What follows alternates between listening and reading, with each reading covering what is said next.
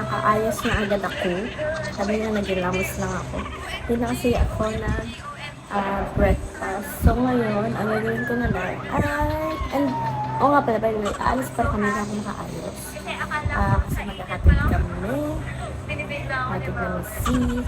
Tapos ayun, so ang gagawin ko na lang ay nag-blower ako. Ano yung blower ko? Ayan. Ayun ko blower na ako kasi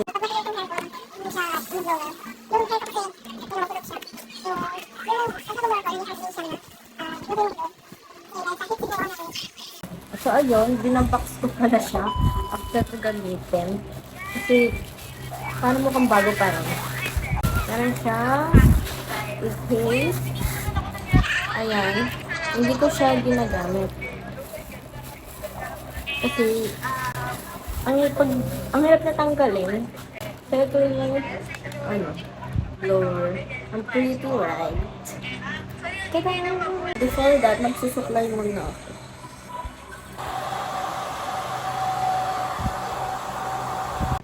So, tapos na ako mag-blower. So, ayan siya. Ayan. And, hindi naman masama. Tinatamad ako mag-plancha ng hair. Kaya, eto, ganito na lang. Ako na din naman na wavy siya. Hindi siya super straight. Parang mag-straight blower naman.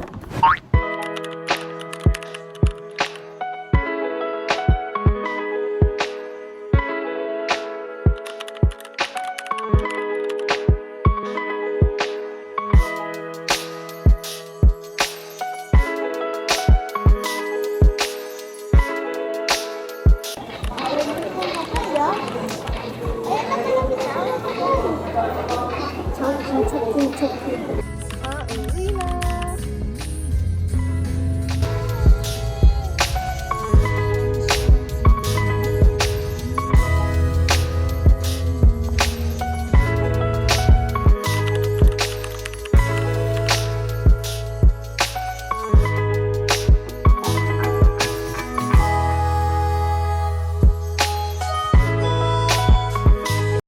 Hi guys! So, nakauwi na kami. And wala naman gano'n nangyari sa araw ko ngayon. Today. Nagatid lang kami. Hindi ko na nga pala nag-video yung kumakain kami kasi wala akong mapatungan. Kailangan ko niyata bumili ng tripod. I think hanggang dito na lang. Hindi ko na masyadong habaan. So, papaalam na ako. Bye!